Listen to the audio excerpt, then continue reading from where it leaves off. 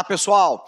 Na nossa aula de hoje, nós vamos tratar aí de um tema extremamente polêmico, né, que vem rendendo aí noticiário praticamente todos os dias, que é a decisão do governo norte-americano, agora comandado, né, pelo conservador Donald Trump, né, do Partido Republicano nos Estados Unidos, que vai vetar por 120 dias a entrada, né, de cidadãos de 7 países de maioria árabe islâmica, que, segundo Trump, né, são populações que estariam vinculadas, né, ao terrorismo internacional.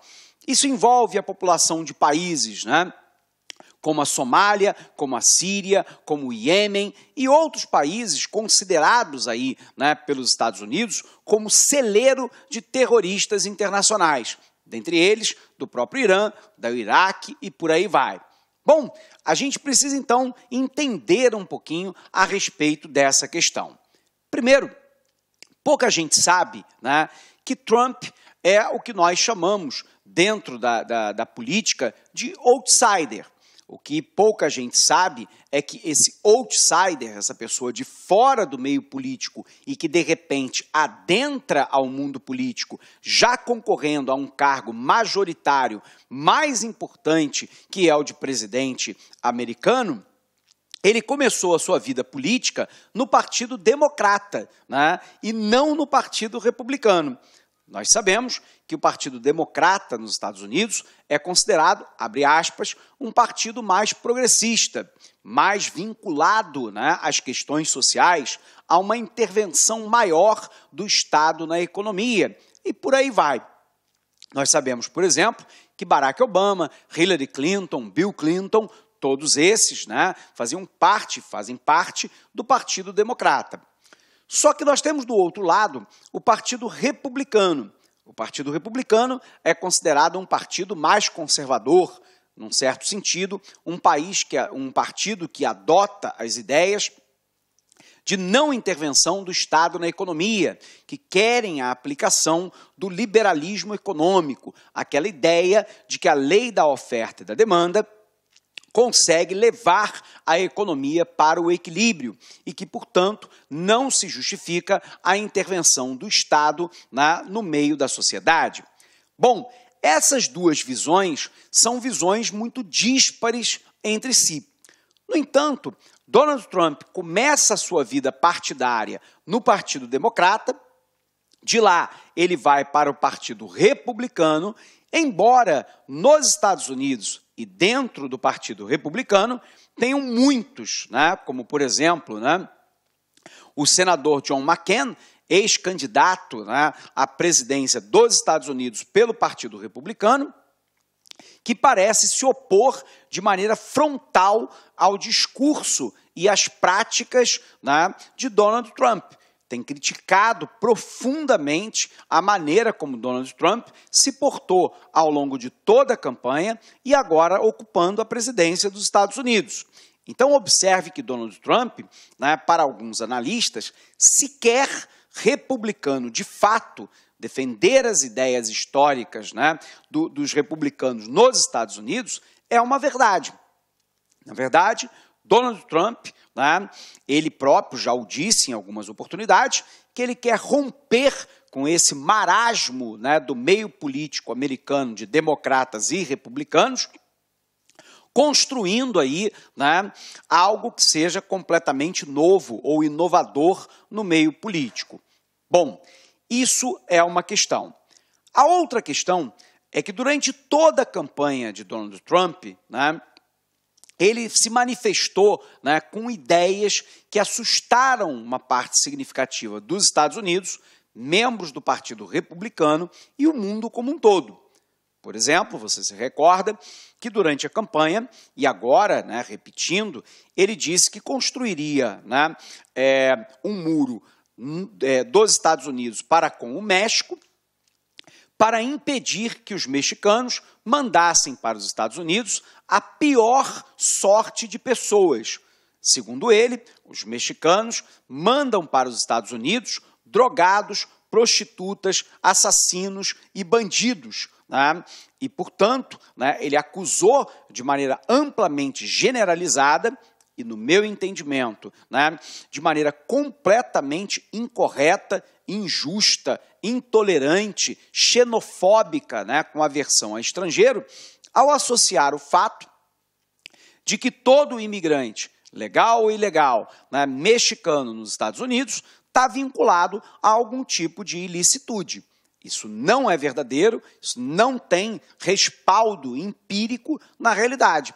Uma minoria muito pequena de mexicanos nos Estados Unidos estão envolvidos com atividades criminosas, como, por exemplo, estão qualquer outro grupo étnico, por exemplo, como a máfia italiana nos Estados Unidos, como a máfia russa nos Estados Unidos, como o próprio narcotráfico em território americano formado por brancos americanos, por afro-americanos e por aí vai. Isso não é patrimônio ou exclusividade de apenas um grupo nacional ou étnico, né? Mas a identificação, né, que Donald Trump faz é exatamente essa, de que os mexicanos que vêm para os Estados Unidos são os piores do México e que, portanto, representam uma ameaça, né, à vida americana. Por um outro lado, ao longo de toda a campanha, ele também tem se manifestado como um machista, né, de fato. Por exemplo, perguntado lá se ele queria ter mais um filho, ele respondeu dizendo que sim. E a repórter perguntou por quê. Ele disse, porque é simples, né? Eu faço o filho, dou para ela, que é a esposa, Melania Trump, dou dinheiro e ela cria. Como se essa responsabilidade pela maternidade, pela paternidade, pela criação, fosse apenas uma questão de dinheiro, fosse apenas uma questão de pagar para que alguém cuide da minha prole. Por um outro lado, ele foi criticado, né, na entrega de um prêmio da Academia de Cinema norte-americana, né, por uma atriz extremamente importante, né, porque ele havia, durante a sua campanha, feito uma chacota contra um repórter, se não me falha a memória, do New York Times, que é portador de uma doença degenerativa que faz com que ele trema bastante e fale de maneira claudicante, né? Então, o Donald Trump teria imitado, né, esse repórter, né, com gestos de deboche, né, contra uma pessoa que claramente sofre, né, de uma doença degenerativa e que, portanto, tem muitas vezes uma tremedeira, uma fala mais claudicante e por aí vai. Ele também se manifestou fortemente de maneira islamofóbica, identificando a religião islâmica e o mundo árabe islâmico como terrorista. E isso também não é verdadeiro, isso também não é adequado, né, porque nós podemos afirmar que mais de 99% da população do Islã não tem qualquer tipo de vinculação com prática terrorista. Seria a mesma coisa que eu associar, né, a existência de crimes nos Estados Unidos com a população negra, né? Então, isso é algo considerado extremamente inaceitável, né, no mundo contemporâneo, onde o que nós pregamos é exatamente a tolerância, o que não significa dizer que o sistema americano de inteligência, a Agência Nacional de Segurança, né, a Companhia de Inteligência Americana, não deva manter controles rígidos para tentar impedir que grupos terroristas entrem em solo americano e pratiquem, né, atos terroristas contra o povo americano. Esse é um dever que é um dever dos Estados Unidos e é um dever de todos os países do mundo, que é proteger os seus cidadãos. Mas a proteção dos seus cidadãos, ela tem que estar amparada numa ética e numa moral, naquilo que é considerado justo, para que injustiças não sejam acometidas. E aí, o discurso de Trump, né, assusta quando, por exemplo, ele fala que o mundo, né, de alguma forma, se aproveita dos Estados Unidos, né, e que isso, na sua gestão, não vai acontecer mais. Ele disse, por exemplo, que a ONU, tal qual está nesse momento atual, não serve para absolutamente nada. Disse também que a OTAN, que é a Organização do Tratado do Atlântico Norte, vive às custas dos Estados Unidos e que ele não vai permitir que isso continue acontecendo. Disse, por exemplo, que o Brasil mantém uma relação comercial privilegiada com os americanos em detrimento da América e que essa situação tem que mudar.